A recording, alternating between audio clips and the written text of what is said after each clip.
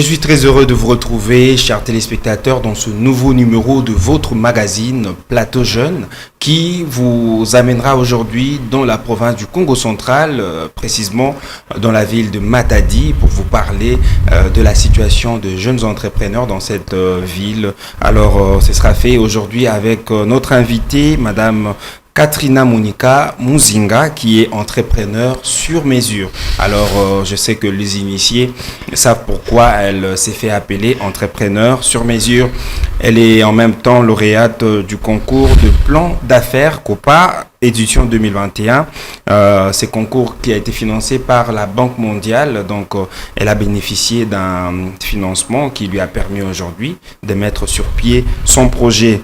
Elle est également initiatrice de l'agence de communication et marketing et d'imprimerie numérique Monissa Business Plus. Alors, Madame Monika, sois la bienvenue chez nous. Merci.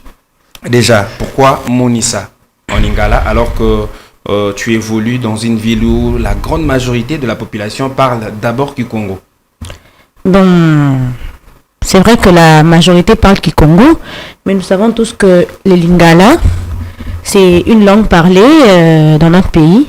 Ça veut dire que je n'avais pas voulu trouver des noms en anglais, en français. J'avais voulu qu'un nom, que ça soit un nom un peu plus unique, quoi.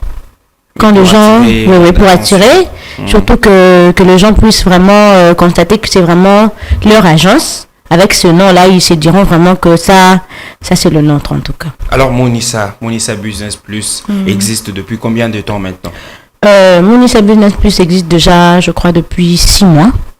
Ça, c'est juste la réalisation de matériel d'une maison commerciale. Mais avant, les documents ont été faits déjà depuis 2022. Voilà, depuis 2022. Nous avions déjà les documents parce que par rapport aux conditions d'être financé, il fallait avoir les documents. Il fallait être connu chez l'État, être en règle avec l'État congolais. La structure devait être légale. Voilà, devait être formalisée. Voilà. Alors, hormis cet accompagnement de COPA qui vous a donné un coup de pouce pour aujourd'hui vous positionner dans la ville de Matadi, quelles sont d'autres motivations qui vous ont bien évidemment poussé à en arriver jusqu'ici? Alors, les motivations sont plusieurs, mais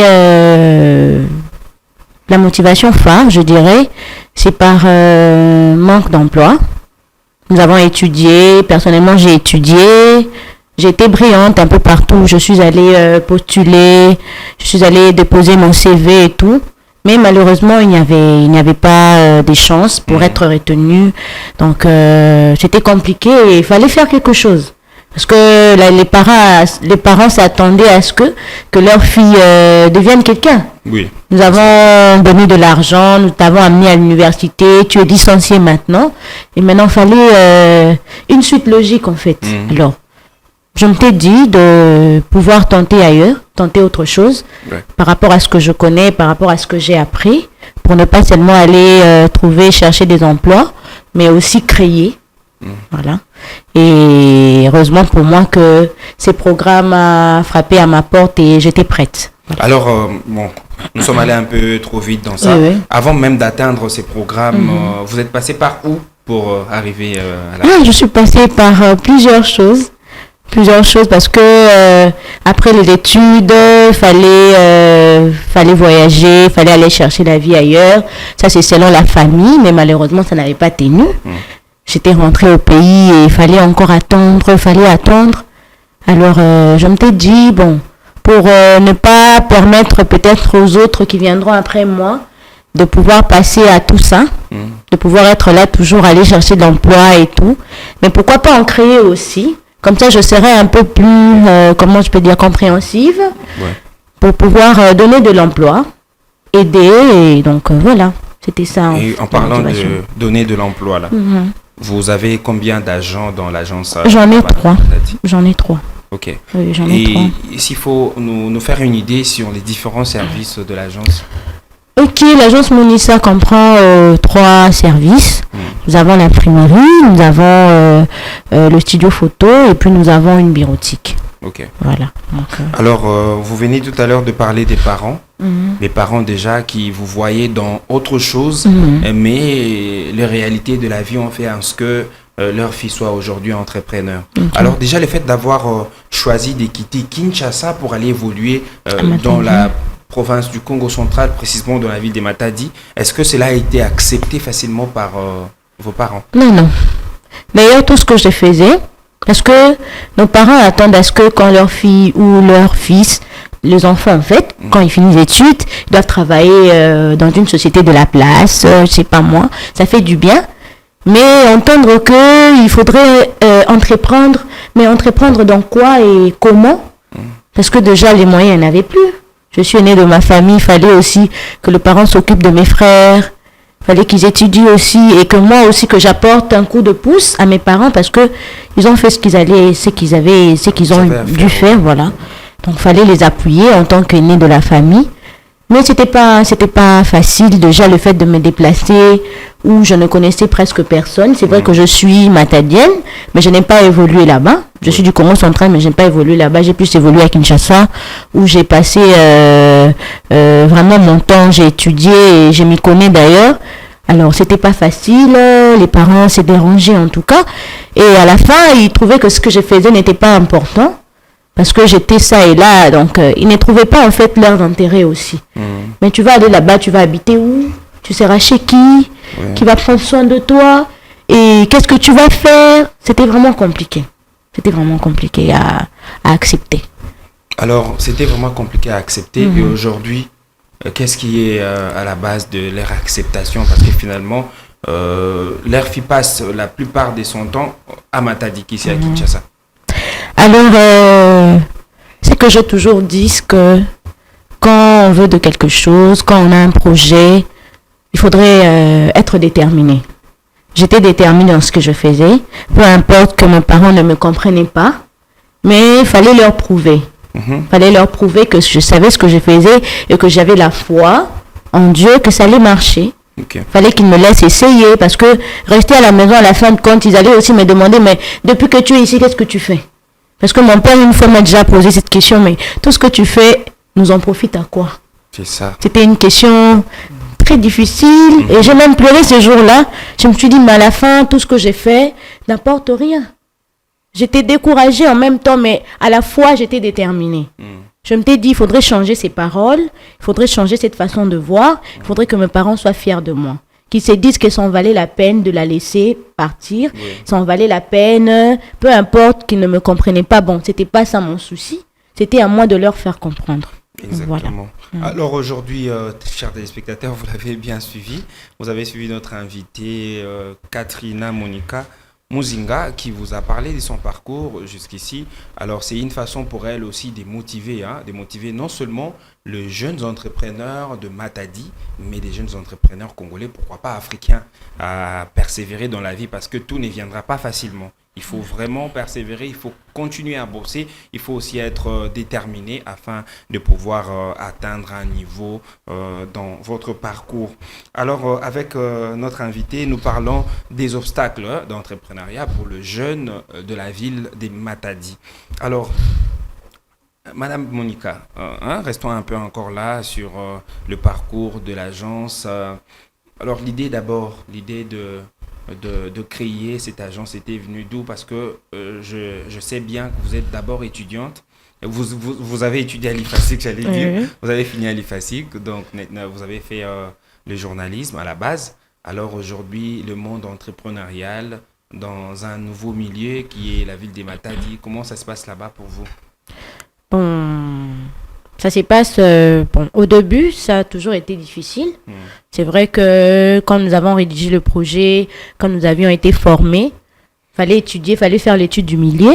Mais malheureusement que le temps est un peu trop passé. Le financement, le projet a été rédigé depuis l'année 2021 et que vous êtes venus, on nous a financé en 2023, je peux dire. 2023, parce que 2022, c'était déjà en décembre. Alors, tous ces temps-là, les choses ont changé. L'étude que nous avions faite, tout ce que nous avions essayé de voir, constater, n'ont pas resté le même. Donc, vous avez été confronté à nous d'autres, avons été confrontés à d'autres, à la hausse de prix. Par exemple, admettons une maison commerciale, par exemple, que tu devrais louer à $100. Tu te disais que je ne peux pas dépasser cette somme. Mais malheureusement, avec l'évolution, avec les choses qui changent, et voilà, tu n'as plus le choix. Surtout qu'après les financements, ils avaient besoin de voir la réalisation. Parce qu'ils vous ont maintenant financé. Oui. Malgré le temps que ça a pris, mais il fallait maintenant voir la réalisation. Alors nous étions tellement, on nous avait vraiment tellement mis la pression. Fallait voir, donc c'est normal. Fallait Donc, que le ils temps. avaient juste besoin du résultat. Voilà, ils pas avaient de juste quelque besoin du chose en résultat. retour. Bon, quelque Genre, chose en faut retour, restituer. quelque chose en retour va venir de cette réalisation. Ah, d'accord. Voilà. Ok. Parce que quand vous réalisez, et il y a une suite logique selon les conditions, selon les résultats attendus. Ok. Donc voilà. Alors, Donc, en termes des conditions, quelles sont les conditions à remplir, quelles ont été les conditions à remplir pour participer, bien évidemment, à ces concours-là? Bon, je dirais que nous avions eu cette chance-là au départ parce que le programme, c'était pas seulement pour le jeune. Au début, c'était pour ceux-là qui ont déjà, donc de PME, ceux-là qui ont déjà des entreprises déjà établies, formalisées ou pas, c'était pour eux parce que eux, ils avaient déjà quelque chose de palpable. Oui. On pouvait déjà voir qu'il entreprend dans tel domaine, il a, je sais pas moi, il a une agence, il a un salon de coiffure, c'était ça. Alors pour nous, notre phase, c'était juste la phase d'idée. Juste avoir une idée qui va plaire, une idée qui va motiver. Une idée, comme on dit, qui va accrocher, quoi. Voilà. Donc un projet bancable que comment je peux dire, le bailleur de fonds ou ceux qui vont nous financer trouveront leur intérêt dedans. Ok. Donc c'était ça. On n'avait pas besoin d'avoir des documents en amont, voilà. Alors, donc, c'était un peu ça. On va souffler en image Ok. avec notre réalisateur du jour, Hilaire Nyoka, qui est assisté par Jean-Luc Chibangu. Donc, nous allons souffler en image pendant quelques minutes et nous pourrons par la suite revenir afin de chuter dans cette émission.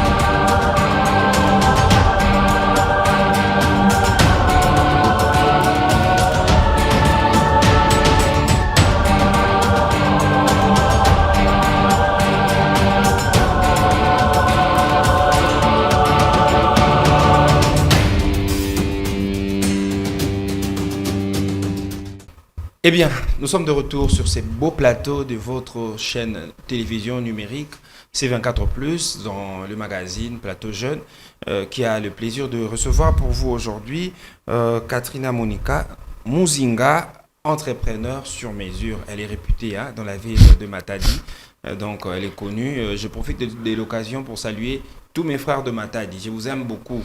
Mes frères de Matadi, les jeunes entrepreneurs, ne baissez jamais le bras, allez de l'avant, donc continuez à persévérer, peu importe les obstacles, peu importe les difficultés que vous rencontrez, en tout cas, ne perdez pas espoir, ça finira par marcher. Donc d'ailleurs, je pourrais être chez vous donc, à la fin de cette année pour faire un tour, donc je serai bien guidé par l'entrepreneur sur mesure.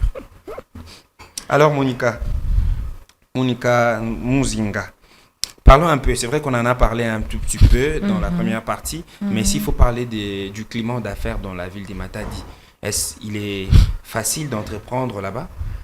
En tout cas, selon moi, je dirais que c'est à la fois facile et c'est à la fois difficile. Comment ça? C'est facile parce que la ville de Matadi n'a pas tellement d'entrepreneurs. La ville de Matadi, c'est vrai que c'est une ville portuaire. Les jeunes là-bas sont plus basés ou concentrés sur ce qui concerne le douane, les ports et tout. Alors, c'est vraiment difficile que tu trouves quelqu'un qui projette ses idées ailleurs, par exemple. Donc, je dirais que ces programmes, en tout cas, est venu susciter des talents, est venu susciter de motivation, des déterminations qui étaient cachées dans plusieurs jeunes de Matadiens pour pouvoir opter autre chose, pour pouvoir voir ailleurs. Oui. Pour ne pas tellement rester concentré sur ce qui a toujours été. Donc voilà. Donc c'est un peu ça. Alors en termes de défis, Quels sont les défis auxquels les jeunes entrepreneurs, comme toi par exemple, vous êtes confrontés chaque jour là-bas dans la ville des Matadi? Ok, comme je disais tout à l'heure que c'est à la fois facile et difficile. La difficulté, c'est que la clientèle à Matadi, ce n'est pas bon. Il y a du monde, mais vu que les gens ne sont pas habitués à certaines choses, par exemple sur l'imprimerie, l'agence de communication, les gens ne sont pas habitués. Déjà, les Matadiens ont l'habitude comment je peux dire, de faire appel à Kinshasa. Dans tout ce qui concerne la communication, par exemple dans mon domaine, l'imprimerie, ils ont l'habitude de toujours recourir aux imprimeries de Kinshasa. Même des grandes sociétés qui sont là. Par rapport aux matos qu'ils ont. Voilà aussi. Donc pour eux, il y a du mieux ici. Il y a du mieux à Kinshasa parce que c'est la ville, c'est la capitale. Donc ça veut dire qu'ils vont trouver ce qu'ils ont besoin. Alors, ce qui fait que à Matadi, comment je suis arrivée, il n'y avait qu'une personne en fait, je dirais. Une imprimerie qui était connue. Si les gens ne vont pas chez lui, ils vont à Kinshasa. Alors, quand tu viens déjà, tu trouves quelqu'un que les Matadiens ont déjà confiance. Ils savent déjà que non, en matière de ceci, je vais recourir à tel. Alors que toi, tu viens t'ajouter. Alors, il faudrait maintenant, comment je peux dire, il faudrait maintenant convaincre. S'imposer aussi. S'imposer et convaincre. Pourquoi pas ils iront chez l'autre? Pourquoi ils viendront chez toi? C'est ça. La concurrence d'abord. Bon, la concurrence parce qu'il y a déjà une grande imprimerie là-bas, quelqu'un qui fait déjà du buzz, qui a déjà un nom, qui s'est fait déjà un nom en termes de qualité, tout ce qui va avec. Alors, il faudrait convaincre. Alors, c'est ça vraiment, c'est ça le grand problème. Et aussi, je ne sais pas si je dois le dire, mais le Matadien, ils ont confiance à celui qui est déjà là-bas. Okay. Dans le sens, ils ont confiance à une personne, oui, à une personne qu'ils connaissent déjà. Alors toi, c'est vrai que tu es de là aussi, mais ils ne sont pas habitués à toi. Ils doivent se demander, mais c'est qui? Cette agence-là appartient à qui? Est-ce que la mon m'a dit quelque chose comme ça? Alors tout ça, il faudrait non seulement leur convaincre de la qualité, mais aussi leur convaincre de ce que tu es. Qui tu es, pourquoi ils devraient te faire confiance. Donc c'est un peu vraiment sur ça que je suis bitée personnellement. Alors, face à ces difficultés, qu'est-ce que Monissa Business Plus envisage faire pour certainement remédier à cette situation? Ok. Ce que Monissa Business Plus est en train de faire, normalement, c'est déjà attirer la clientèle. C'est vrai qu'ils se sont habitués à une certaine personne ou une entreprise quelconque, voilà, et tout. Et des fois, ils font appel même dans d'autres villes. Mais là, je parle de l'évolution aussi de la ville de Matadi. Parce qu'il y a ceux-là qui ont des choses aussi à donner, qui ont beaucoup de choses à montrer. Alors, il faudrait leur faire confiance. Leur attirer, c'est dans le sens où de leur montrer qu'ils peuvent nous faire confiance, qu'ils ne partent pas seulement à Kinshasa, parce que Kinshasa, actuellement, c'est saturé. C'est ça même, c'est parmi même les comment je peux dire, si mon choix a été porté pour Matadi, c'est parce que à Kinshasa, c'est déjà saturé, il y a déjà tout. Tu savais qu'à Matadi, tu peux facilement te faire je peux facilement me faire un nom, vu que je suis d'abord nouvelle et il n'y en a pas trop. Il n'y a pas une grande concurrence et tout. Mais il faudrait aussi aimer cette concurrence-là, parce que quand moi je suis là, quand les autres verront que j'évolue, ils se diront, ah, nous pouvons aussi essayer. C'est comme ça. Donc la concurrence, elle est loyale. Voilà. Elle est loyale. Okay. Donc, voilà. Alors, il existe-t-il des structures incubatrices dans la ville de Matadi?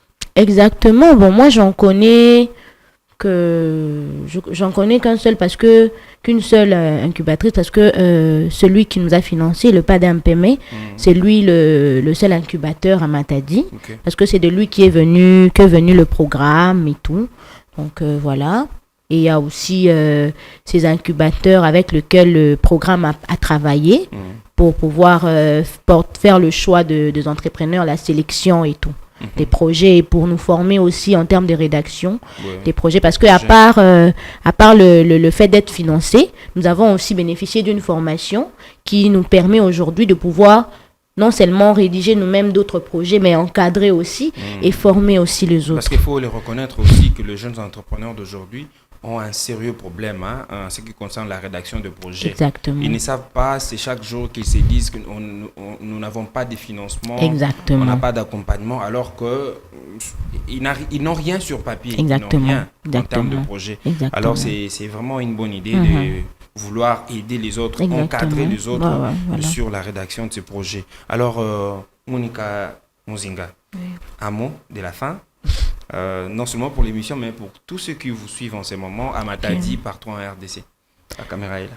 Ok, moi je suis Monica Muzinga, je vais encore me représenter pour un peu plus de compréhension.